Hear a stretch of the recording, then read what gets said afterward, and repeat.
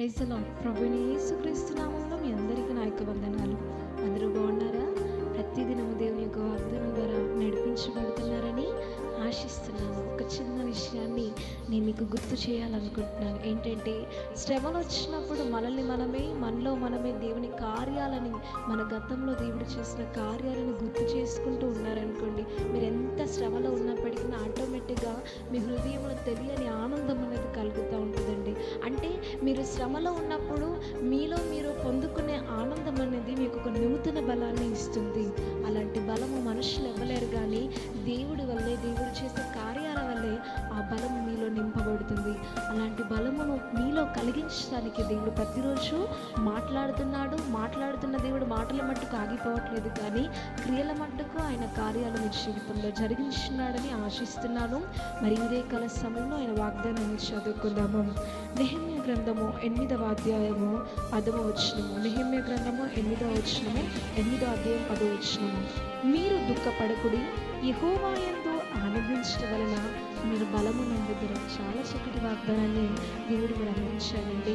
ఎందుకంటే దుఃఖంతో ఉన్న మన హృదయములలో ఆనందం అనేది ఎవరి యందు సాధ్యమవుతుందంటే, క్రీస్తు యందు మాత్రమే మనం ఆనందపడడం వల్ల మనం బలం పొందుకుంటామంటే. అంటే దుఃఖంలో ఉన్నప్పుడు మనం బలహీనమైపోతాము, శ్రమలు వచ్చినప్పుడు ఇంకా చాలా డిప్రెషన్లోనికి వెళ్ళిపోతాం. కాబట్టి అప్పుడు నువ్వు మనుషుల్ని, నీ గతంలో నువ్వు ఎంతమంది మనుషులను అయితే నువ్వు ఎదుర్కొన్నావు, వాళ్ళను నువ్వు జ్ఞాపకం చేసుకుంటే నువ్వు బలము పొందుకోలేవు. ఇంకా కొన్ని ఆలోచనల ద్వారా బలహీనపడిపోతావు.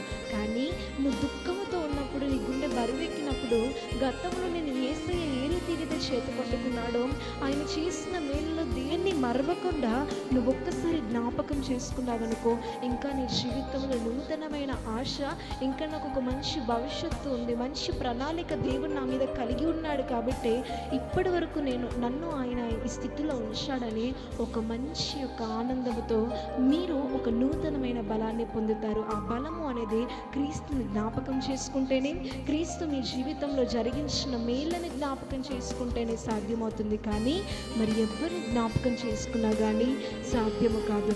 అలాంటి బలమును మీరు దినదినము పొందుకుంటున్నారని ఆశిస్తున్నాను. మరి ఉదయకాల సమయంలో ఇటు వాగ్దానము ప్రతి జీవితంలో దేవుడు నెరవేర్చుగాక. ఆమేన్. ప్రార్థన చేసుకుందాం.